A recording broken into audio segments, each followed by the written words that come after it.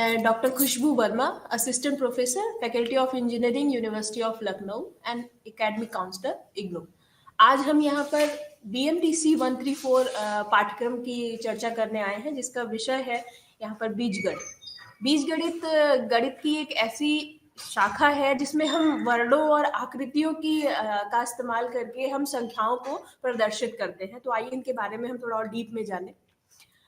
इसका जो पहला ब्लॉक है जिसके बारे में हम यहाँ डिस्कस करने जा रहे हैं वो है समूह सिद्धांत, जिसमें प्रारंभिक समूह सिद्धांत, इसकी जो बेसिक नीड्स है, रूल है, हम उसके बारे में यहाँ पर डिस्कस करने जा रहे हैं।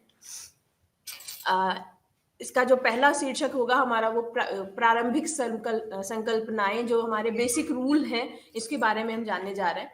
हमारे इस इकाई को पढ़ने का यही उद्देश्य रहेगा कि हम संख्याओं के बारे में बहुत डीप में जाकर उसके बारे में समझें, उसके बेसिक नियमों को समझें, उसके ग्रेटेस्ट कॉमन डिवाइजर क्या होता है, एलसीएम क्या होता है, क्या इसकी मूलभूत प्रमेय है इस संख्याओं पे आधारित, और भाजक, सर्वभाजक, ये सारी चीजें क्या होती हैं, और सबसे आखिरी में आव्यूह का क्या उपयोग है, आव्यूह को शाखा में कैसे हम प्रयोग करेंगे, इसके बारे में हम जानेंगे।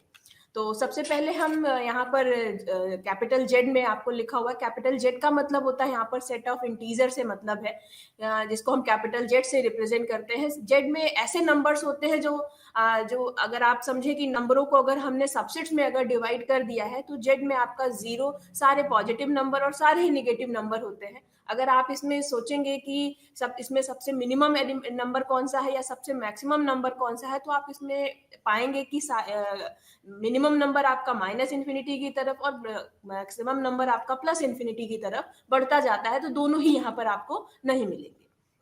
आइए हम अब इस सेट पर भाजक और गुणनखंड के बारे में समझते हैं और डीप में क्या है। तो अगर समझिए कि मैंने सेट में से 2 एलिमेंट लिए हैं और ए और बी, जैसे कि मैंने पहले ही आपको एक लाइन में बताया कि बीजगणित हमारी गणित की एक ऐसी शाखा है जिसमें नंबरों को हम वर्णों और आकृतियों से ही रिप्रेजेंट करेंगे। तो ये उसी का ही उदाहरण है कि हम संख्याओं को यहाँ पर मैंने ए और बी में लिया कि सपोज ए और बी हमने यहाँ पर सेट ऑफ इंटीजर के कोई भी 2 एलिमेंट लिए, जो कि एक नेगेटिव नंबर, एक पॉजिटिव नंबर, कुछ भी हो सकता है। बस उसमें एक नियम, एक यहाँ पर बेसिक रूल लिया गया है कि वो 0 नहीं होगा। तो ये एक इंपॉर्टेंट है, अभी अंडरलाइन कीजिए इस चीज को कि वो 0 यहाँ पर नहीं हो सकता। वो क्यों नहीं होगा उसके बारे में हम आगे डिस्कस करेंगे। तो यहाँ पर आपका ए 0 नहीं होगा, बी नंबर कुछ भी हो सकता है। तो अगर आप ये कहते हैं कि बी को ए विभाजित कर रहा है, तो इसका जो प्रदर्शित करने का तरीका है वो ए पैरेलल, एक आपका एक स्तंभ, एक पंक्ति में एक आपके लाइन खींची गई है, जिसको हम यहाँ पर डिवाइड का रूल, डिवाइड का सिंबल कह सकते हैं कि ए डिवाइड बी यहाँ पर इस तरह से रिप्रेजेंट होगा। हम कह सकते हैं कि ये बी का ए भाजक है, भाजक के रूप में। अगर ए बी को पूर्णतया विभाजित कर देता है तो हमारा यहाँ पर ए क्या हो जाएगा, एक भाजक हो जाएगा। जैसे समझ लीजिए एग्जाम्पल में हमने संख्या 10 लिया, 10 को पूरी तरह से 5 विभाजित कर दे रहा है, विभाजित करने के बाद आपका जो रिजल्ट मिल रहा है वो 2 मिल रहा है, तो हम कहेंगे कि 5 यहाँ पर 10 का एक भाजक है। ठीक है, तो और इसी तरह जो है 10 क्या है, 10 का एक 5 क्या है, यहाँ पर एक गुणज होगा। तो गुणज और भाजक में यही डिफरेंस है कि आपका जो नंबर जो डिवाइड करता है हम उसको भाजक कहते हैं, और जिस नंबर को हम डिवाइड करते हैं वो हमारा गुणज कहलाता है। बहुत सारे ऐसे भी आप अब नंबरों में आपके दिमाग में एक बन रहा होगा कि बहुत सारे नंबर हैं जो विभाजित हो जाते हैं और बहुत सारे नंबर विभाजित नहीं हो जाते। तो जो विभाजित हो जाते हैं उसको भाजक और गुणनखंड में हम इस तरह से अलग अलग सेपरेट कर सकते हैं कि ये हमारा भाजक है और ये गुणनखंड है। अब हम उन नंबरों पे डिस्कस करते हैं कि हमारा कौन से नंबर जो विभाजित नहीं हो पाते, उन नंबरों को हम कैसे भाजक और गुणनखंड के रूप में प्रदर्शित कर सके। इससे पहले जो मैंने अभी आपका एक यहाँ पर एक लाइन अंडरलाइन कराई थी कि यहाँ पर जो हमारा भाजक है वो 0 नहीं होना चाहिए। वो 0 क्यों नहीं होना चाहिए उसके बारे में एक एग्जाम्पल आप यहाँ पर देखिए कि जिसको यहाँ पर टिप्पणी के रूप में भी लिखा हुआ है कि मान लीजिए आपने एक को 0 ले लिया और एक दूसरा आपने एक वर्ड लिया है सेट ऑफ इंटीजर में, जो कि कोई भी एक नंबर ए बी सी आप चूज कर सकते हैं। तो यहाँ पर हमने एक स्मॉल जेड ले लिया जो कि किसी भी नंबर को यहाँ पर रिप्रेजेंट कर रहा है। तो 0 इंटू जेड की वैल्यू भी क्या होगी, 0 होगी।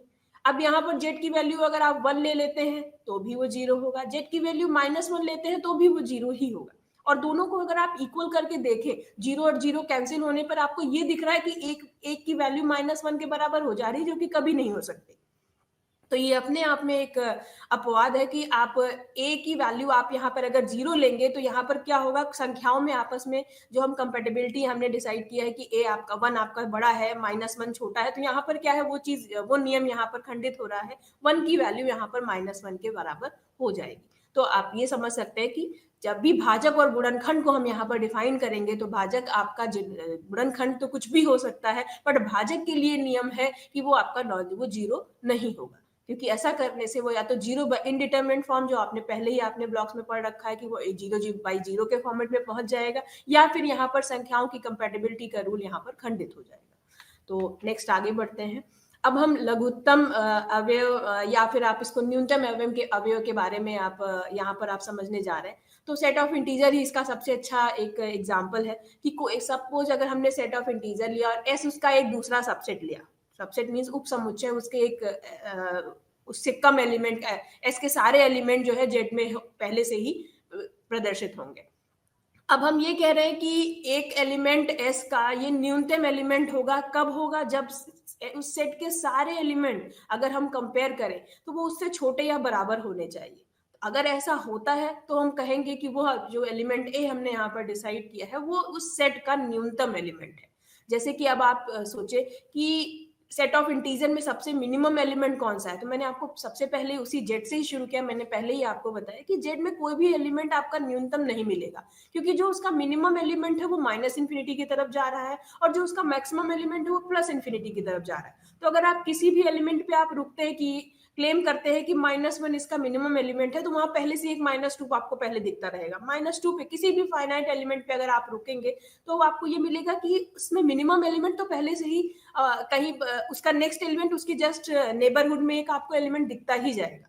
तो आप ये रिजल्ट पे आएंगे कि इसका कोई भी न्यूनतम एलिमेंट फाइनाइट एलिमेंट नहीं है, क्योंकि जैसे ही आप इसको कहेंगे तो उसमें +1 करते ही -1 करते ही आपको दूसरा न्यूनतम एलिमेंट मिल जाएगा। लेकिन अब हम आते हैं इसके सबसेट पे। परिभाषा में ध्यान दीजिए, हमने क्या किया है, एक कैपिटल एस इसका एक उप समुच्चय लिया है।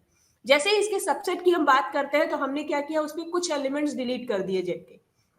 मान लीजिए जैसे यहाँ पर जेड का जो सबसेट 2z लिया गया है, ठीक है, 2z लिया गया है, या फिर यहाँ पर सारे मिनिमम एलिमेंट्स को ही ले लिया गया है, -1 -2 -3। तो इन सबको अगर हम आगे बढ़ते हैं तो 2z में भी आप देखेंगे कि मिनिमम एलिमेंट्स क्या है, सारे एलिमेंट्स आपके -2 -3 -4 इस तरह से आगे बढ़ते चले जाएंगे, जो कि -इन्फिनिटी पे खत्म हो रहा है। ये भी इनफाइनाइट सेट है और इसमें भी कोई न्यूनतम एलिमेंट नहीं मिलेगा। -1 -2 -3 ये भी इनफाइनाइट की तरफ बढ़ता जा रहा है। जैसे ही आपने क्लेम किया कि -2 मिनिमम एलिमेंट है, -3 हमारे पास बगल में दिख रहा है। तो अगर हमने -इन्फिनिटी तक एक इनफाइनाइट सेट यहाँ पर हमने लिया इसके सबसेट के फॉर्मेट में, तो हम ये पाएंगे कि इसका कोई भी न्यूनतम अवयव नहीं है।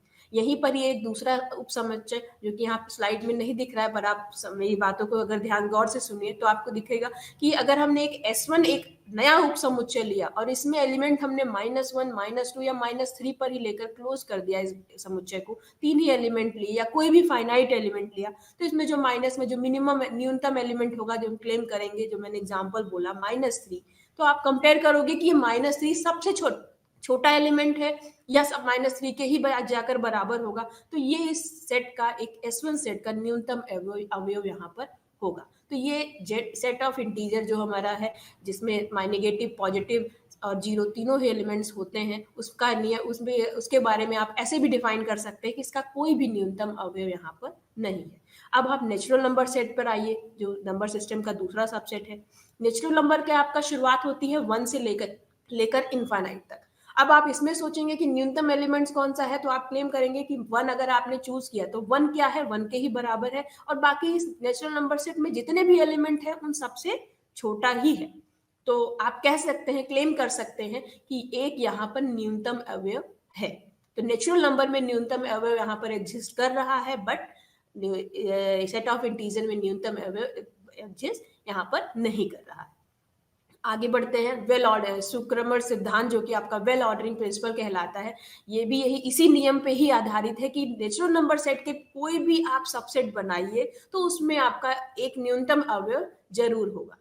ये लाइन, ये स्ट्रांग लाइन हम सेट ऑफ इंटीजर के लिए नहीं कह सकते, क्योंकि उसके कुछ सबसेट्स में न्यूनतम अवयव होंगे और कुछ में नहीं होंगे, जैसा कि अभी अभी आपने एग्जाम्पल में समझा। तो set of integer, set of natural number पे वेल ऑर्डरिंग प्रिंसिपल इसी तरह से डिफाइंड है। आगे देखिए होल नंबर सिस्टम पे बताया गया है कि नेचुरल नंबर में क्या है, जीरो भी अगर हम ले लें तो होल नंबर सिस्टम, यही हमारा जो वेल ऑर्डरिंग प्रिंसिपल है वो होल नंबर्स पर भी डिफाइन होगा। होल नंबर का भी कोई भी हम सबसेट ले ले तो भी उसका हर एक सबसेट में एक न्यूनतम एलिमेंट जरूर एग्जिस्ट करेगा। होल नंबर क्या होता है कि आप नेचुरल नंबर में बस जीरो इंक्लूड कर ले तो वो सेट आपका होल नंबर सेट कहलाता है। ठीक है, तो वेल ऑर्डरिंग प्रिंसिपल आपके natural number set and whole number दोनों के लिए डिफाइंड है एक्सेप्ट सेट ऑफ इंटीजर। अब हम और आगे नियम देखते हैं। ये हमारा इस इकाई में हमें बेसिक नंबर के बेसिक रूल्स ही समझने हैं। तो उसका सबसे पहला और सबसे इंपॉर्टेंट रूल आप देखिए, गणितीय आगमन का सिद्धांत है, मैथमेटिकल इंडक्शन मेथड है। तो इसको समझाने के लिए आप देखिए, सपोज हमने कैपिटल एस एक सबसेट लिया है जो नेचुरल नंबर का है। तो ये नियम ये कहता है कि अगर एक आपका इस सेट में है और के हमने कोई भी एक नंबर नेचुरल नंबर डिसाइड किया, तो जब भी अगर के उस सेट में है तो ये नियम आ रहा है कि के प्लस भी उस एस में बिलोंग कर रहा है। आप मींस अगर स्टार्टिंग पॉइंट नेचुरल नंबर क्या है हमारा, वन से स्टार्ट करता है, अगर वन एस में है और किसी भी स्टेप पे आप ये चेक कर रहे हैं कि क्या के नंबर है, के क्या होगा, कि यहाँ पर कोई भी नंबर हो सकता है नेचुरल नंबर का, वो 100 1000 1 लाख, इसकी कोई लिमिट नहीं है, कोई एक फाइनाइट नंबर ही है। बस यही है कि हम कह सकते हैं कि कोई एक फाइनाइट नंबर है कि अगर एस में है और एट द सेम टाइम अगर आप चेक करें कि क्या के प्लस वन एस में है या नहीं, अगर है तो आप कहेंगे कि ये जो पूरा सेट एस जो हमने सबसेट लिया है नेचुरल नंबर एन का, ये उसी समय ही नेचुरल नंबर एन के बराबर हो जाएगा। तो बहुत ही स्ट्रांग नियम है, किसी भी सेट का जो आपने क्लेम किया है कि ये इसका सबसेट है, उसको उस सेट के बराबर प्रूव करने का। तो हमें सिर्फ यही चेक करना है क्या उसका स्टार्टिंग एलिमेंट उस सेट में है कि नहीं। अगर है तो एट द सेम किसी मिडिल स्टेज में क्या कोई के नंबर हम सेट करेंगे या कहीं से भी एक वेरिएबल के फॉर्मेट में है कि आप कभी भी के 10 या 1000 कोई भी नंबर ले सकते हैं, के उसमें है कि नहीं। अगर के सेट है तो के प्लस वन उसका नेक्स्ट जो अल्टरनेट नंबर है क्या वो है सेट में कि नहीं। अगर होगा तो हम कहेंगे कि सेट जो आपका सबसेट है वो नेचुरल नंबर सेट के बराबर है। तो इसी का ही विस्तृत सिद्धांत और सशक्त रूप में जो सिद्धांत है यहाँ पर दिया गया है। नेक्स्ट जो प्रमेय है यहाँ पर ये भी इसी पीएमआई के फॉर्मेट में गणितीय आगमन के विस्तृत सिद्धांत के रूप में यहाँ पर दिखाया गया है, जो कि इसी जो आपने पहले नियम पढ़ा गणितीय आगमन का सिद्धांत यानी मैथमेटिकल इंडक्शन मेथड, इसी पे ही बेस्ड है, जहां पर ये पीएन एक विधेय के रूप में यहाँ पर रिप्रेजेंट किया गया है। सेम ही नियम हम इस विधेय को प्रूव करने के लिए कि क्या ये कथन किसी नंबर एक के लिए या नंबर के लिए या के प्लस वन के लिए मान्य होगा या नहीं, इसको चेक करने के लिए कौन से स्टेप्स हैं वो यहाँ पर देखिए। मान लीजिए किसी धनात्मक पूर्णांक n के लिए pn एक ऐसा विधेय है कि जो वहां पर n0 हमने 1 लिया था, यहाँ पर हम एक n0 के लिए मानते हैं कि क्या n0 के लिए इस कथन सत्य है कि नहीं। तो ये हम मान के चलते हैं कि यस, ये जो हमारा विधेय दिया गया है वो n0 के लिए वो कथन सत्य है। अब अगर यही सेम कथन किसी के वेरिएबल की, के आपका क्या होगा नेचुरल नंबर n में बिलोंग करेगा, किसी पर्टिकुलर के नंबर के लिए सत्य है, ये हम अगर ये के लिए सत्य है और हम चेक करेंगे कि ये के प्लस वन के लिए भी सत्य है, तो हम ये इस नियम निष्कर्ष पे पहुंचेंगे जाकर कि ये जो हमारा n0 जो आपने स्टार्टिंग में सेट किया है उससे बड़े नंबर होंगे नेचुरल नंबर में। तो आप ऐसे तीन स्टेप में इस चीज को ऐसे समझ सकते हैं कि स्टार्टिंग अगर n0 में ये कथन सत्य है, किसी पर्टिकुलर पॉइंट k पर सत्य है, तो अगर उसके साथ ही k प्लस वन पे सत्य है, तो हम कहेंगे कि ये नेचुरल नंबर में जितने भी नंबर यहाँ पर प्रेजेंट होंगे या होल नंबर नेचुरल नंबर में जितने नंबर प्रेजेंट होंगे, ये विधेय या ये कथन उन सारे नंबर के लिए भी सत्य होगा। तो इसके पहले जो आपने मैथमेटिकल इंडक्शन मेथड जो देखा वो आपने नंबर के लिए देखा, यहाँ पर एक किसी कथन के लिए देखा कि ये कथन हमारा नेचुरल नंबर के स्टार्टिंग पॉइंट एंड पूरे नेचुरल नंबर पे कैसे हम सिद्ध करेंगे कि ये सबके लिए ये मान्य है। आइए अब हम देखते हैं विभाजन की कलन विधि। विभाजन की कलन विधि जो हमने स्टार्टिंग जो सबसे पहली स्लाइड में आपने देखा था कि कोई भाजक और गुणनखंड में क्या रिलेशन होता है, कि भाजक आपका अगर कोई नंबर पूर्णतः डिवाइड हो जाता है तो हम उसको भाजक एंड गुणनखंड में हमने उसको डिवाइड कर दिया। लेकिन मान लीजिए ऐसा भी केस आपके दिमाग में आ सकता है कि भाजक और गुणनखंड डिवाइड नहीं करेंगे तो हम उस नंबर्स को कैसे रिप्रेजेंट करेंगे? तो यहाँ पर देखिए ये लिया गया है कि सपोज ए और बी दो नंबर है सेट ऑफ इंटीजर के, जहां पर बी हमारा ग्रेटर देन जीरो है। वही नॉन जीरो कंडीशन का दूसरा रिप्रेजेंट करने का दूसरा तरीका यहाँ पर ये लिया गया है कि ग्रेटर देन जीरो, यानी निगेटिव नंबर नहीं लिया गया है। तो आप जब भी किसी नंबर को डिवाइड करेंगे तो वहां पर क्या है, आप पॉजिटिव नंबर आपको मिलेगा तो उसी चीज को नॉट इक्वल टू जीरो को ना लिखकर greater, strictly greater than zero यहाँ पर कर दिया गया है। तो वहां पर दो नंबर ऐसे मुझे वहां पर मिलेंगे जो कि हम एक भागफल और शेषफल यहाँ पर मिलेगा हमें। भागफल को हमेशा, भागफल को इंग्लिश में क्वोशंट कहते हैं, इसी का ही पहला लेटर क्यू से इसको हमेशा रिप्रेजेंट करते हैं। शेषफल को इंग्लिश में रिमाइंडर कहते हैं, रिमाइंडर के ही यहाँ पर पहला लेटर है आपका स्मॉल आर जो है, इसी को रिमाइंडर, इसी वजह से रिमाइंडर को हर जगह स्मॉल आर से रिप्रेजेंट करते हैं। तो ये एक आपका स्टैंडर्ड रिप्रेजेंटेशन है कि ए की वैल्यू क्या होगी, Q into B plus R है, तो यहाँ पर Q क्या होगा, कोशेंट होगा, और R हमारा रिमाइंडर होगा। R की वैल्यू, इसका नियम है कि R की वैल्यू रिमाइंडर तभी होगी, R के जो कंडीशन है वो 0 से B के बीच में होगी, हमेशा B से छोटा होगा, B के बराबर कभी नहीं हो सकता। तो इसका रिप्रेजेंटेशन अब यहाँ पर देखिए, सपोज दो केसेस यहाँ पर दे रखा है कि सपोज अगर ए की वैल्यू 0 होगा तो क्या होगा, और ए की वैल्यू ग्रेटर देन 0 होगा तो क्या होगा। ये तीनों स्टेप में यहाँ पर हमें यहाँ पर डिस्कस करना है। तो ए की वैल्यू अगर 0 होती है तो यहाँ पर क्वोशिएंट और रिमाइंडर हमारा ऑटोमेटिक 0 होगा, क्योंकि यहाँ पर इक्वलिटी, आप इक्वेशन को यहाँ पर डिफाइन कर रहे हैं, ए की is equal to Q into B plus R. अगर ए लेफ्ट हैंड साइड में आपने 0 लिया है तो राइट हैंड साइड में ये कंडीशन है कि क्यू एंड आर भी आपका 0 हो, बी कुछ भी हो सकता है। सिमिलरली ए की वैल्यू अगर ग्रेटर देन 0 होगी तो यहाँ पर दिया हुआ है कि हमें प्रमेय नंबर 2 का उसका उपयोग करके हम इसको रिप्रेजेंट कर सकते हैं। यहाँ पर हर एक ए के लिए एक यूनिक क्यू होगा और एक यूनिक आर होगा फॉर डिफाइंड बी के लिए। ए और बी जो हमारे स्टार्टिंग में दिए होंगे, जैसे कि यहाँ पर एग्जाम्पल में दिया गया है कि सपोज अगर 62 यहाँ पर एग्जाम्पल दे रखा है, इसको 6 से हमें भाग करना है, तो 62 का जो रिप्रेजेंटेशन ए क्यू बी और आर के फॉर्मेट में होगा वो 62 बराबर यहाँ पर 62 बराबर 6 गुणे 10 प्लस 2 के फॉर्मेट में होगा। यहाँ 2 हमारा क्या है, रिमाइंडर है, 10 हमारा बी है, 6 से हमने यहाँ पर इसको डिवाइड किया। नेक्स्ट, सर्वभाजक और सर्वगुणज में क्या आपस में डिफरेंस है, इसके बारे में और डिटेल में समझिए, क्योंकि इसी के बाद ही हम महत्तम समापवर्तक और लघुत्तम समापवर्तक के बारे में यहाँ पर डिस्कस कर सकते हैं।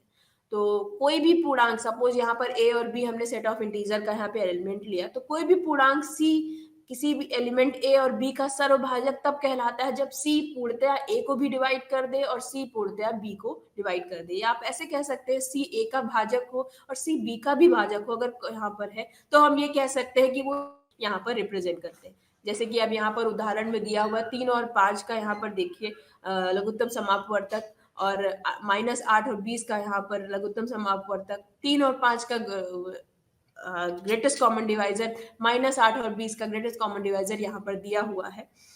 इसके इस उदाहरण से आप ये दोनों नियम को यहाँ पर अगर अप्लाई करें तो आपको रिजल्ट 1, 4, 15 और 40 मिलेगा।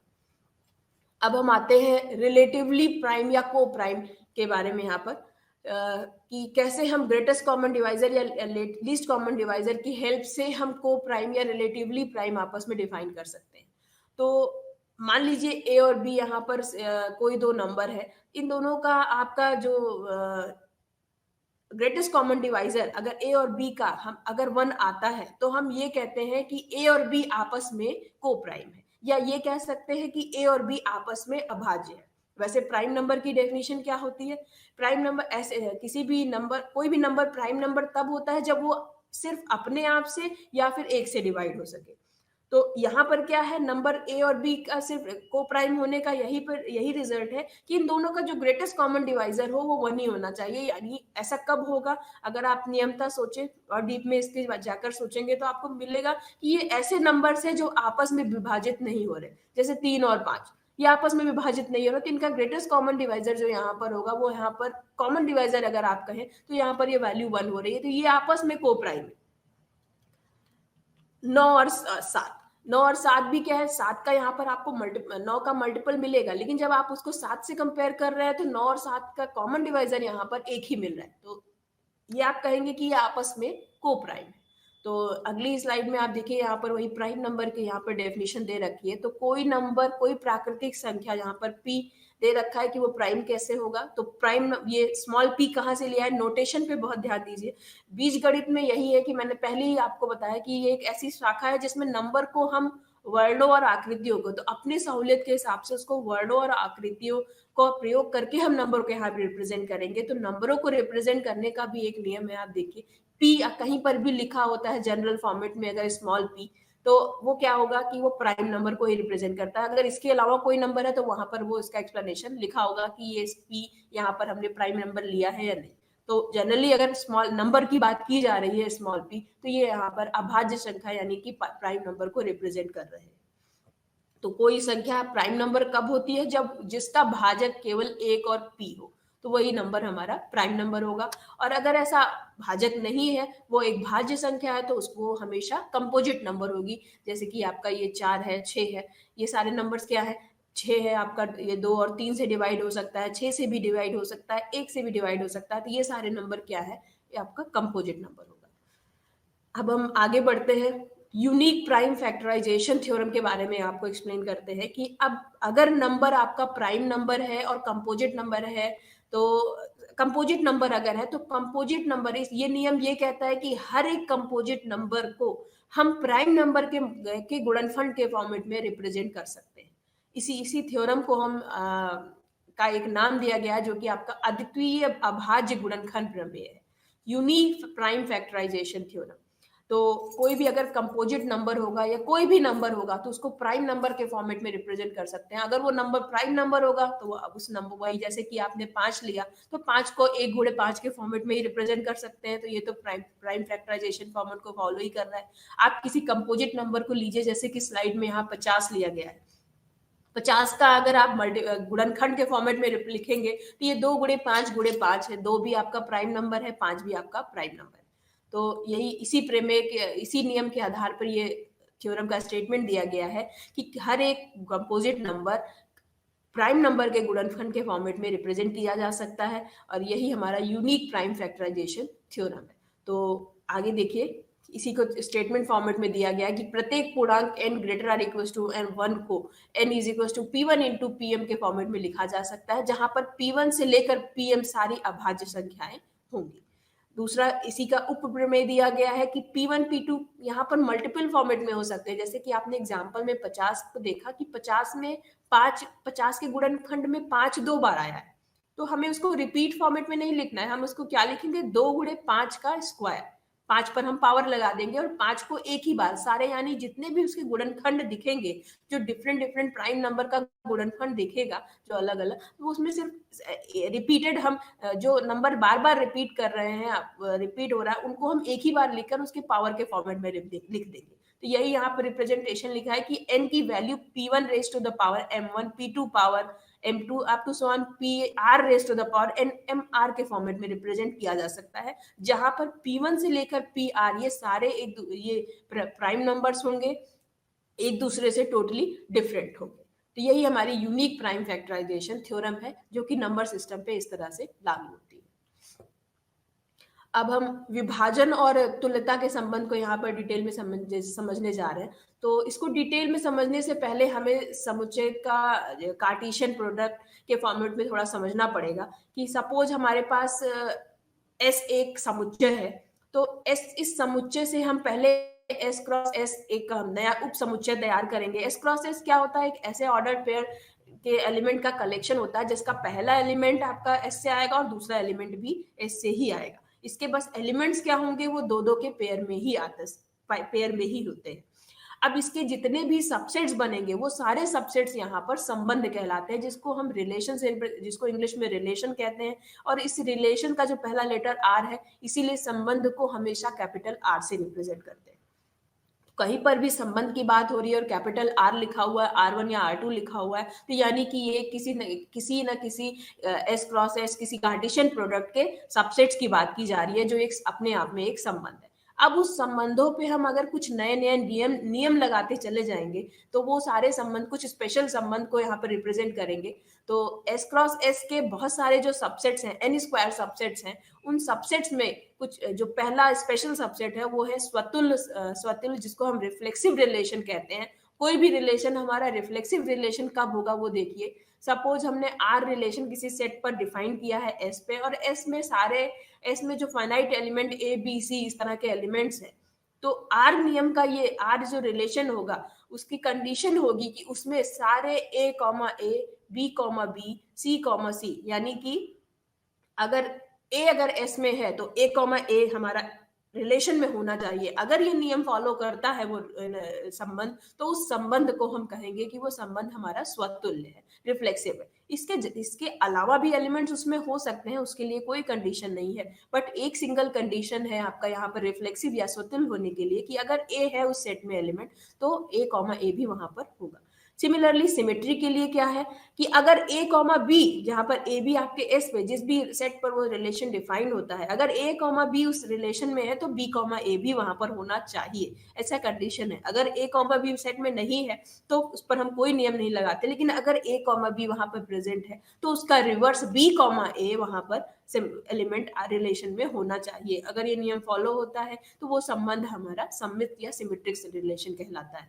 आगे आते हैं संक्रामक रिलेशन पे। संक्रामक नियम ये कहता है कि अगर रिलेशन में इसको रिप्रेजेंट करने के लिए हमेशा दो यहाँ पर पेयर एलिमेंट की जरूरत पड़ती है। अगर ए बी हमारा रिलेशन में है और बी कॉमा सी रिलेशन में है तो मिडिल वैल्यू बी को हम डिलीट कर देंगे, ए कॉमा सी भी उस रिलेशन में होना चाहिए। अगर ये नियम फॉलो करता है तो हम कहेंगे कि रिलेशन जो भी हमारा सबसेट एस क्रॉस एस का है वो ट्रांजिटिव रिलेशन है।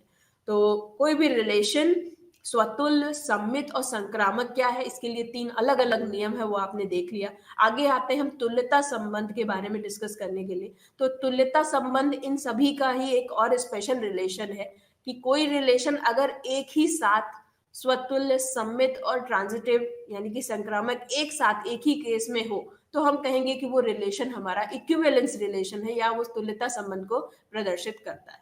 यानी कि रिलेशन को एक ही साथ स्वतुल्य, सममित और संक्रामक होना पड़ेगा। यानी अगर ए एलिमेंट है तो ए कॉमा ए भी वहां होना चाहिए, ए बी है तो बी ए भी वहां पर होना चाहिए, और अगर A B and B comma C उस सबसेट में उस रिलेशन में है तो ए कॉमा सी भी वहां पर होना चाहिए।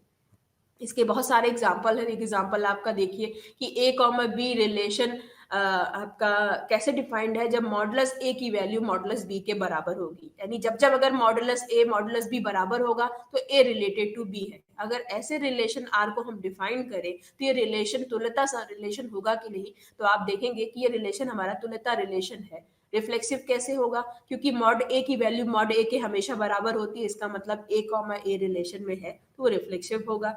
ए की वैल्यू अगर बी के बराबर है तो बी की वैल्यू ए के बराबर होगी, इक्वलिटी दोनों तरफ से डिफाइंड होती है, इसका मतलब ये हमारा सिमेट्रिक रिलेशन भी है।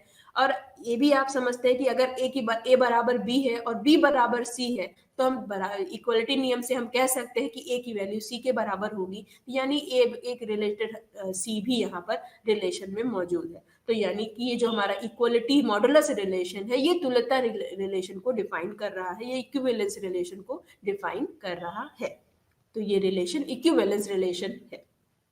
अब इसी इक्विवेलेंस रिलेशन पे इक्विवेलेंस क्लास को यहाँ पर डिफाइन किया जा रहा है। इक्विवेलेंस क्लास क्या होता है, सपोज एस एक सेट है जिस पर आर एक इक्विवेलेंस रिलेशन को डिफाइन कर दिया गया है। मान लीजिए एस एक ऐसा सेट है जिसपे एक आर हमने एक ऐसा रिलेशन डिफाइन किया जो कि इक्विवेलेंस रिलेशन है।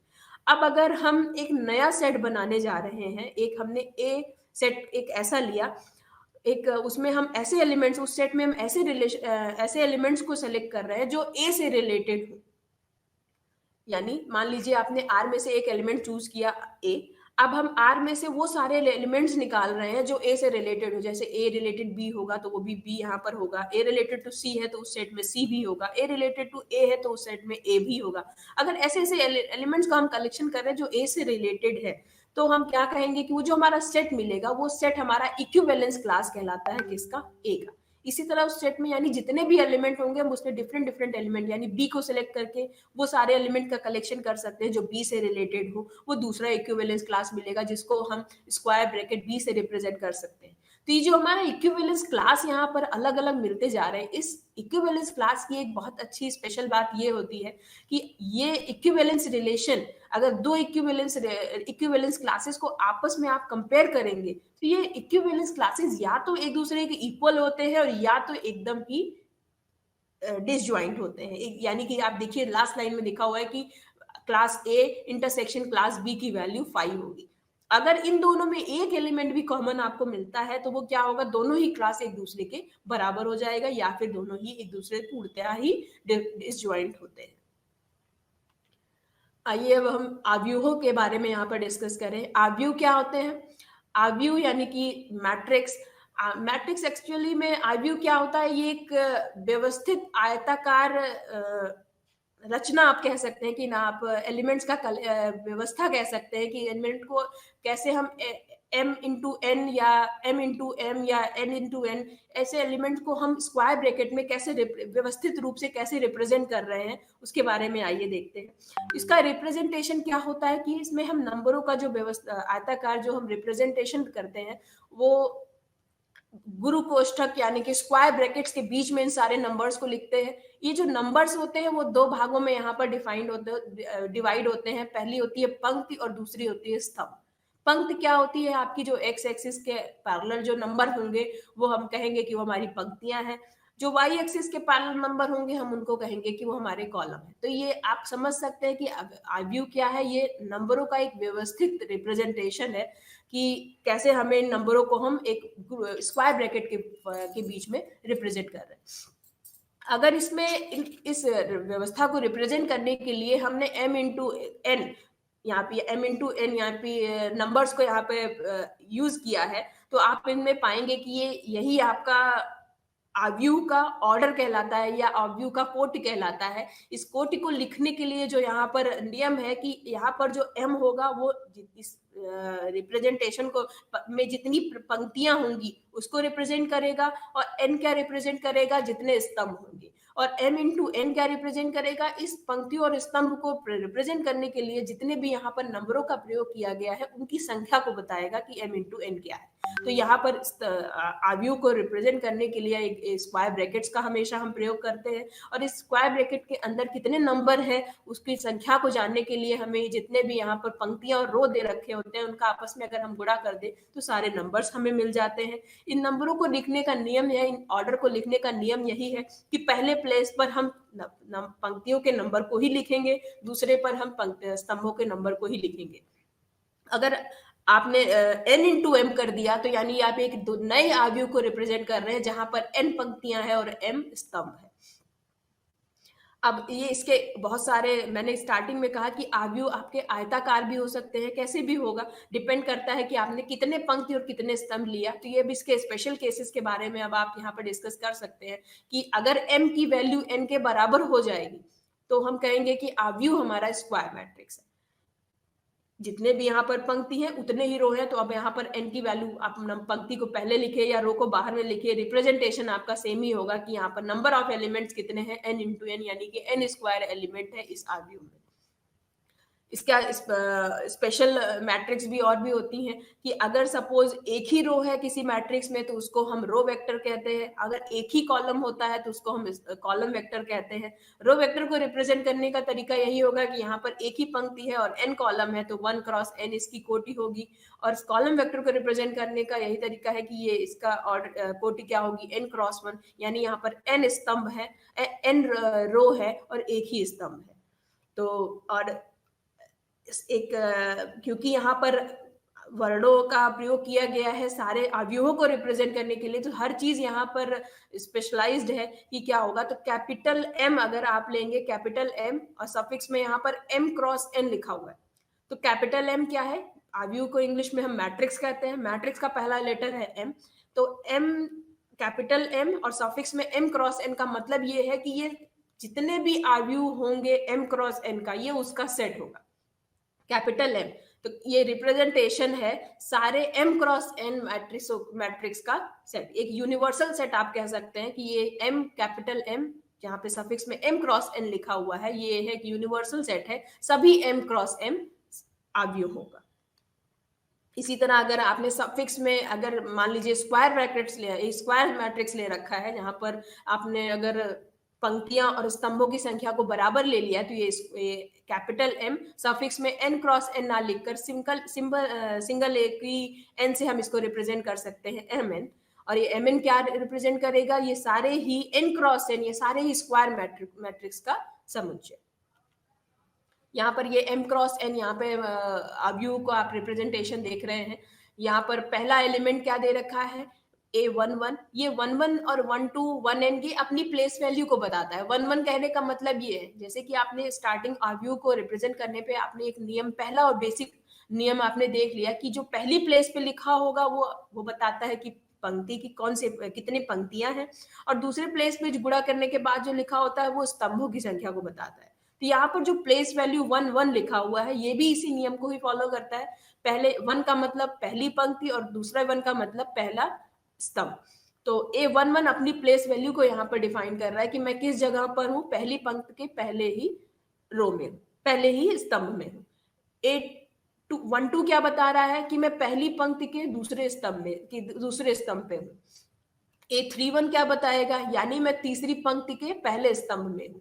तो इस तरह से अगर आप जाएंगे तो हर एक एलिमेंट की अपनी एक प्लेस वैल्यू है जो दूसरे से कभी यहाँ पर मैच नहीं करेगी, अपनी एक यूनिक प्लेस है कि किस तरह से हम यहाँ पर नंबरों को व्यवस्थित कर रहे हैं। तो आप ये इसीलिए आप समझ सकते हैं कि अवयव क्या है, ये नंबरों का एक व्यवस्थित आयताकार रिप्रेजेंटेशन है कि नंबरों को हम किस तरह यहाँ पर व्यवस्थित रूप में लिख सकते हैं। तो यहाँ पर जितने भी आप डायगोनल एलिमेंट्स अगर आप देखें, अब इनके नंबरों के बारे में बात करें तो A11 है, डायगोनल में A22 है, M इंटू n है। तो ये सारे एलिमेंट्स को हम डायगोनल एलिमेंट, तिर्यक एलिमेंट्स कहते हैं। इसके ऊपर जितने एलिमेंट्स होंगे वो अपर ट्रायंगुलर मैट्रिक्स के फॉर्मेट में हम उसको डिवाइड कर सकते हैं, और नीचे जितने एलिमेंट्स होंगे इस मैट्रिक्स को वो लोअर ट्रायंगुलर मैट्रिक्स के एलिमेंट कहलाते हैं। तो एक मैट्रिक्स को हम यहाँ पर 3 पार्ट में डिवाइड कर सकते हैं, diagonal, upper triangular and lower triangular.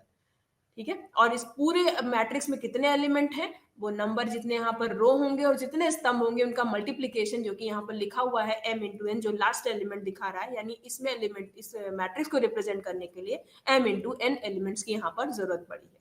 यहाँ पर एग्जाम्पल में भी आप देख सकते हैं कि 2 मैट्रिक्स A और B लिखा गया है। ए मैट्रिक्स में आपके 3 रो हैं और 3 स्तंभ हैं, यहाँ पर 3 इंटू 3 9 एलिमेंट्स का प्रयोग किया गया है। बी मैट्रिक्स में यहाँ पर 3 रो और 4 स्तंभ हैं, तो 3 गुणे 4 यानी कि यहाँ पर 12 नंबर्स का प्रयोग किया गया है इस बी मैट्रिक्स को लिखने के लिए। तो इस तरह से आप अपने प्रैक्टिस कर सकते हैं ए और बी के दूसरे और तीसरे अवयव कौन है, यानी दूसरी रो का तीसरा एलिमेंट कौन है, ए की तीसरी पंक्ति कौन सी है, बी का प्रथम स्तंभ कौन सा है। अब 2 मैट्रिक्स को आपस में अगर हमें बराबर बताना है तो उसके लिए हमें क्या क्या नियम देखना होगा। तो 2 अवयव को आपस में बराबर करने के लिए कंपैरिजन हम तभी क्या कर सकते हैं, जिसका सबसे पहला बेसिक रूल यही होगा कि दोनों का ऑर्डर या दोनों की कोटि यहाँ पर बराबर होनी चाहिए। अगर पहला आपका 2x2 मैट्रिक्स है तो दूसरा भी 2x2 ही होना चाहिए, तभी हम दोनों मैट्रिक्स का आपस में हम कंपेयर कर सकते हैं।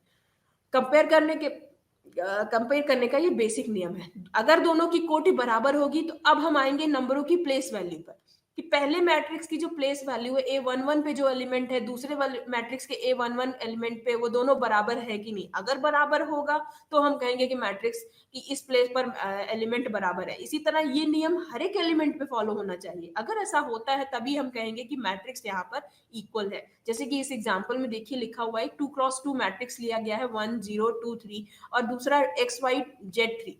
अब इन दोनों मैट्रिक्स के कोटि तो बराबर है। अब आप ये कहेंगे कि आप ये कह रहे हैं कि मैट्रिक्स यहाँ पर बराबर है, बीच में इक्वल का निशान लगाया है, तो इसकी प्लेस वैल्यू हमेशा बराबर होनी चाहिए, यानी 1 की वैल्यू x होनी चाहिए, 0 की वैल्यू y होनी चाहिए, 2 की वैल्यू z होनी चाहिए और 3 की वैल्यू 3 यहाँ पर दी हुई, तभी हम कहेंगे कि ये मैट्रिक्स बराबर है। तो इस तरह से हम XYZ का मान यहाँ पर निकाल सकते हैं। आगे आते हैं मैट्रिक्स के ट्रांसपोज के बारे में। ट्रांसपोज का मतलब ये है कि जो भी आव्यूह दे रखा होगा उसकी जितनी भी रो पंक्तियां हैं उन पंक्तियों को हम सिस्टमैटिक वे में, जैसे पहली पंक्ति है तो उसको पहला कॉलम बना देंगे, दूसरी पंक्ति को दूसरा कॉलम बना दे, तीसरी पंक्ति को तीसरा कॉलम बनाकर इस नियम से अगर हमने उस आव्यूह को चेंज किया तो जो रिजल्ट में आव्यूह मिलेगा वो आव्यूह हमारा ट्रांसपोज या परिवर्त आव्यूह कहलाता है पहली मैट्रिक्स का। तो यही यहाँ पर लिखा हुआ है कि अगर इस तरह से आप समझ सकते हैं कि पहले मैट्रिक्स में जितनी भी पंक्तियां होंगी वो अब कॉलम में बदल चुकी हैं और जितने भी कॉलम है वो पंक्तियों में बदल चुके हैं। तो अगर पहले मैट्रिक्स का ऑर्डर m क्रॉस n है तो जो नई मैट्रिक्स होगी वो ऑटोमेटिक वो चेंज होके n क्रॉस m हो जाएगा। तो यानी अगर कोई मैट्रिक्स A है उसका ऑर्डर m क्रॉस n है तो A ट्रांसपोज, यहाँ पर क्या है, परिवर्त का जो इंग्लिश है ट्रांसपोज है, उसी से टी वर्ड लिया गया है, स्मॉल टी वर्ड। तो कैपिटल A अगर मैट्रिक्स को रिप्रेजेंट कर रहा है तो उसकी पावर टी लगाने से मतलब ये है रिप्रेजेंटेशन कि हम उसके ट्रांसपोज की बात कर रहे हैं, यानी हमने उसके सारी पंक्तियों को कॉलम में, या आप ये कह सकते हैं दूसरे अर्थों में कि सारे कॉलम को पंक्तियों में हमने चेंज कर दिया है। तो ये जो भी हमें मैट्रिक्स मिली है ये मैट्रिक्स हमारी ओरिजिनल मैट्रिक्स की ट्रांसपोज मैट्रिक्स कहलाती है।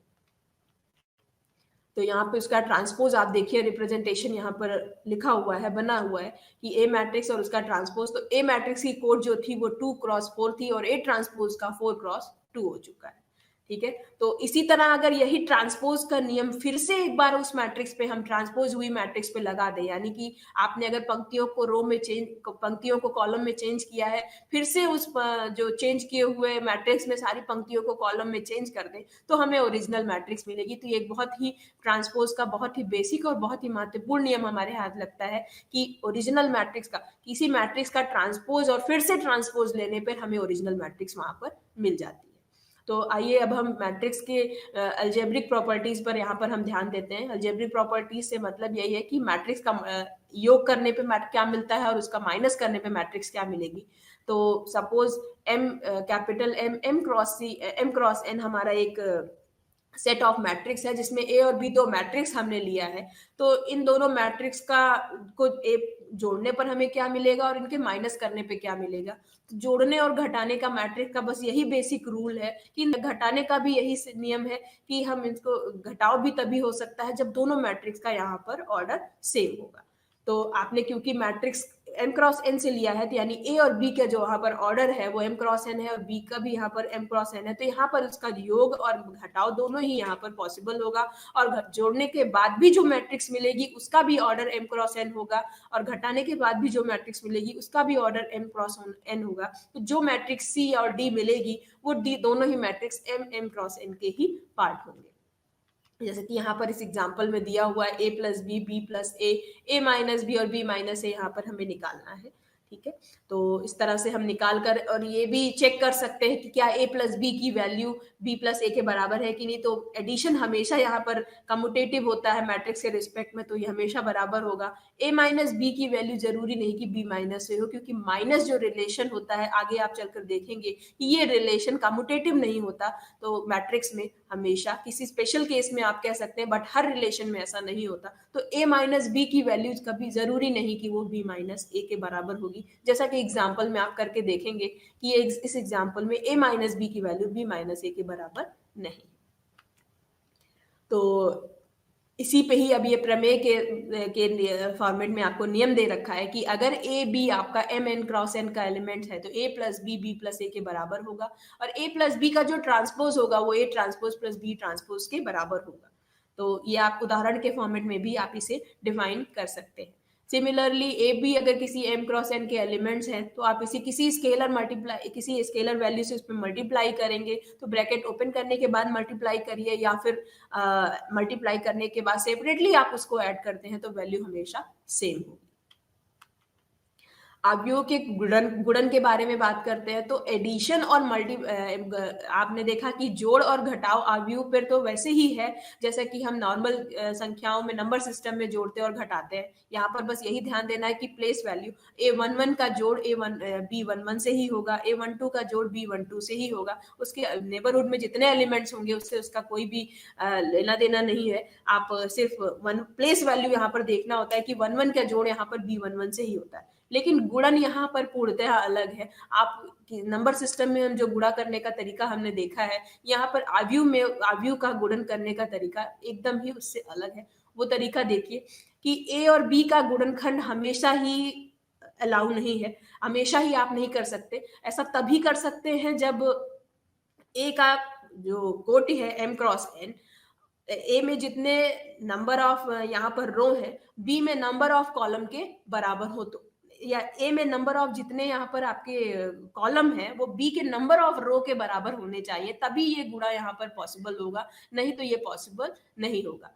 या आप ऐसे कह सकते हैं कि ए का अगर ऑर्डर m क्रॉस n है तो बी का ऑर्डर n क्रॉस r कुछ भी हो सकता है। यहाँ पर मिडिल जो यहाँ पर है यानी नंबर ऑफ कॉलम का संख्या ए मैट्रिक्स में और नंबर ऑफ रो की संख्या बी मैट्रिक्स में अगर मैच करती है तभी यहाँ पर मल्टीप्लिकेशन अलाउ है, नहीं तो आप मल्टीप्लिकेशन अलाउ नहीं कर सकते। नियम यही है कि पहले रो का मल्टीप्लिकेशन दूसरे कॉलम के में मल्टीप्लाई करते हैं। प्लेस वैल्यू यहाँ पर इंपॉर्टेंट है, A11 का मल्टीप्लिकेशन A11 से ही होगा, A21 का मल्टीप्लिकेशन A12 से होगा, A13 का मल्टीप्लिकेशन A31 से ही होगा।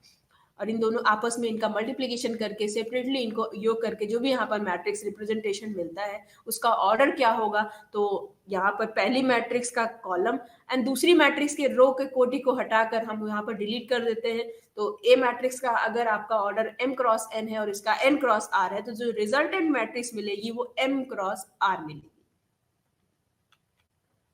नेक्स्ट, अब इस मल्टीप्लिकेशन करने के बाद अब हम इस बात पर चर्चा कर सकते हैं कि क्या ए बी की वैल्यू और बी ए की वैल्यू दोनों परिभाषित है कि नहीं। तो आपने देख लिया कि ए इंटू बी करने का नियम यही है कि ए के कॉलम वेक्टर और बी के रो वेक्टर बराबर होना चाहिए। इसी तरह बी इंटू ए कब परिभाषित होगा, जब बी का कॉलम वेक्टर और ए का रो वेक्टर दोनों बराबर होंगे। परिभाषित होने के बाद भी क्या ए बी और बी ए बराबर है, तो ऐसा जरूरी नहीं कि वो बराबर होगा, किसी स्पेशल केस में ही हो सकता है, क्योंकि मैट्रिक्स मल्टीप्लिकेशन यहाँ पर जो मैट्रिक्स का आपस में मल्टीप्लिकेशन है वो जरूरी नहीं कि वो हमेशा कम्यूटेटिव हो। तो आगे आपने दो नियम और देखे कि मैट्रिक्स का जो मल्टीप्लिकेशन होता है वो यहाँ पर एसोसिएटिव होता है, डिस्ट्रीब्यूटिव होता है, यानी साहचर्य नियम और बंटन नियम को फॉलो करता है, बट मल्टीप्लिकेशन आपका मैट्रिक्स मल्टीप्लिकेशन कम्यूटेटिव हमेशा नहीं होता।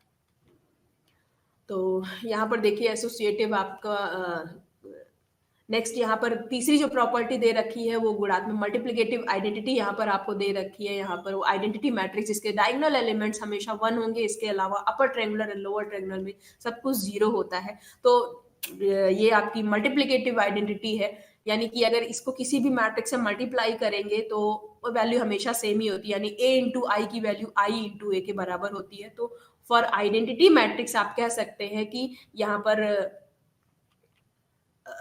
कम्यूटेटिव प्रॉपर्टी यहाँ पर सेटिस्फाई करती है, अदरवाइज हर केस में आपको ये चीज चेक करना पड़ेगा। अब हम दूसरी इकाई के बारे में डिस्कस करने जा रहे हैं, जो कि हमारा समूह है के बारे में हम ग्रुप डिस्कस करने जा रहे हैं। समूह को इंग्लिश में हम ग्रुप कहते हैं। ग्रुप का पहला लेटर है जी से ही, इसीलिए कैपिटल जी से ही समूह को रिप्रेजेंट करते हैं। जी को किसी भी समूह को रिप्रेजेंट करने के लिए हमारे पास दो यहाँ पर महत्वपूर्ण चीज होनी चाहिए, एक तो नॉन एम्प्टी सेट जी और दूसरा एक बाइनरी ऑपरेशन, एक द्विआधारी संक्रिया जिसको हम कहते हैं स्टार। ये स्टार ऑपरेशन क्या है, कुछ भी हो सकता है उस सेट पर, जो कि जोड़ भी होगा, घटाव भी हो सकता है, मल्टीप्लिकेशन भी हो सकता है, या कोई नियम यहाँ कंपोजिशन नियम भी हो सकता है। ठीक है, ये स्टार जो ऑपरेशन यहाँ हमने लिया है ये एक्चुअल में क्या होता है, ये कि फंक्शन होता है जी क्रॉस जी से जी पर डिफाइंड होता है, यानी ये जी के दो पेयर एलिमेंट्स पे आपस में ऑपरेट करने के बाद अगर वो सेम एलिमेंट जी का ही निकलता है तो हम कहते हैं कि ये जो ऑपरेशन है वो बाइनरी ऑपरेशन है। तो अब हम इन दोनों को ही एक साथ ही देख रहे हैं। तो ये अगर जी को स्टार के साथ एक फॉर्मेट में हम डिफाइन करते हैं तो ये हमारा अलजेब्रिक स्ट्रक्चर कहलाता है। और ये अलजेब्रिक स्ट्रक्चर ग्रुप कब होगा, जब ये एसोसिएटिव प्रॉपर्टी को सेटिस्फाई करे, वहां पर एक आइडेंटिटी एलिमेंट हो। उसका नियम ये है कि आइडेंटिटी एलिमेंट होने का कि उस आइडेंटिटी को उस ग्रुप के सभी एलिमेंट से अगर मल्टीप्लाई करे, चाहे लेफ्ट तरीके से चाहे राइट तरीके से, तो ओरिजिनल एलिमेंट ए ही मिलना चाहिए। आइडेंटिटी ऐसी एग्जिस्ट करनी चाहिए।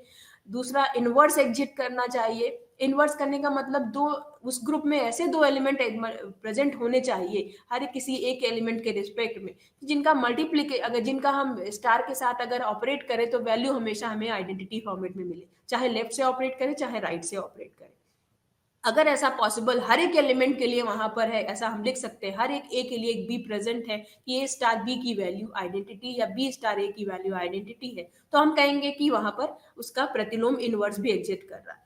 अगर ये तीनों नियम वहां पर एग्जिस्ट करते हैं तो हम कहते हैं कि जो हमने यहाँ पर algebraic structure G with respect to यहाँ पर बाइनरी ऑपरेशन या द्विआधारी संक्रिया स्टार लिया है, ये बाइनरी ये अलजेब्रिक स्ट्रक्चर एक ग्रुप कहलाएगा।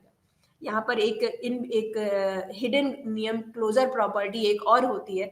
इस क्लोजर प्रॉपर्टी को भी लिखा जाता है कि यहाँ पर ये चारों नियम होने चाहिए, बट क्लोजर प्रॉपर्टी हम यहाँ पर इसलिए नहीं बताते हैं क्योंकि जो हमारा ये द्विआधारी स्टार ऑपरेशन है ये अपने आप में ही क्लोजर प्रॉपर्टी को डिफाइन करता है। ये ऑपरेशन डिफाइंड ही तभी होता है जब ये क्लोजर प्रॉपर्टी को डिफाइन करेगा, या आप कह सकते हैं कि दोनों ही सेम। तो क्लोजर प्रॉपर्टी, अगर यहाँ पर आप ये कहते हैं कि स्टार एक बाइनरी ऑपरेशन है तो क्लोजर प्रॉपर्टी ऑलरेडी ये डिफाइंड है, इसीलिए इस नियम को यहाँ पर हम प्रदर्शित नहीं कर रहे हैं। तो तीन नियम यहाँ पर इंपॉर्टेंट है, एसोसिएटिव, एग्जिस्टेंस ऑफ आइडेंटिटी और इनवर्स। अगर ये किसी सेट में with respect to binary operation star exist करता है तो हम कहेंगे कि वो सेट ग्रुप है। अब ग्रुप के और सारे देखते हैं। ग्रुप को प्रेजेंट करने के लिए हम ऑपरेशन टेबल से इस तरह से भी रिप्रेजेंट कर सकते हैं। यहाँ पर आप देखिए मैंने एक स्टार ऑपरेशन को मल्टीप्लीकेशन और सेट ग्रुप के एलिमेंट को -1 0 1 में ले रखा है, दूसरा एलिमेंट -1 0 1 में यहाँ पर वर्टिकली लिखा है और रो में फॉर्मेट में, मैट्रिक्स फॉर्मेट में लिखा है, और इनके जो क्रॉस वैल्यू है -1 × 1 की जो वैल्यू मल्टीप्लीकेशन हो उसको हम यहाँ पर क्रॉस प्रोडक्ट में फॉर्मेट में लिखा हुआ है। तो ये जो रिप्रेजेंटेशन है ये कंपोजिशन टेबल कहलाती है और इसकी हेल्प से भी हम देखकर ये पता कर सकते हैं कि जो हमारा ग्रुप है, जो हमारा सेट है वो जी ग्रुप होगा या नहीं होगा। तो आप अगर यहाँ पर देखें, सबसे पहले हमारा सबसे पहला नियम यही होता है कि क्या मल्टीप्लिकेशन करने के बाद सारे एलिमेंट जो मिले वो जी में बिलोंग कर रहे हैं कि नहीं। तो हम देख रहे हैं कि हर एक मैट्रिक्स में 1 0 या -1 ही मिल रहा है रिजल्ट में, यानी कि सारे एलिमेंट जी के ही पार्ट है, यानी एक क्लोजर प्रॉपर्टी को सेटिस्फाई करता है। नेक्स्ट आता है एसोसिएटिव प्रॉपर्टी। एसोसिएटिव प्रॉपर्टी भी हम देख रहे हैं मल्टीप्लिकेशन में यहाँ पर डिफाइंड है। थर्ड आता है आइडेंटिटी। आइडेंटिटी देखने का तरीका यही होता है कि जो आपका कॉलम है और जो रो है इसका जो क्रॉस सेक्शन एलिमेंट है that is called identity element. तो यहाँ पर 1 इसका आइडेंटिटी एलिमेंट दिख रहा है, और 1 अगर हर रो में हर जगह पर प्रेजेंट है तो हम कहेंगे कि ये आइडेंटिटी एग्जिट इनवर्स भी एग्जिट कर रहा है, नहीं तो हम कहेंगे कि इनवर्स एग्जिट नहीं कर रहा है। तो हमने देखा कि 1 हमारा पहली रो में एग्जिट कर रहा है, लास्ट रो में एग्जिस्ट कर रहा है, बट सेकंड रो में कहीं पर एग्जिस्ट नहीं कर रहा है। इसका मतलब 0 का इनवर्स यहाँ पर एग्जिस्ट नहीं कर रहा है। तो ये जो हमारा सेट है जी, जिसमें -1 0 और 1 एलिमेंट है और स्टार मल्टीप्लीकेशन जो यहाँ पर ऑपरेशन दे रखा है, ये हमारा ग्रुप नहीं कहलाएगा। तो इस तरह से हम चेक कर सकते हैं कंपोजिशन टेबल की हेल्प से कि ये हमारा ग्रुप है या नहीं। ये सारे इसके एग्जांपल्स हैं। ये एग्जांपल आपका जो यहाँ पर दिखाया गया है ये ऐसा एग्जांपल है जहाँ पर मल्टीप्लिकेटिव आइडेंटिटी 1 है, और 1 आप देखिए हर एक रो हर एक कॉलम में प्रेजेंट है, यानी कि इनवर्स हर एक एलिमेंट के लिए एग्जिस्ट कर रहा है।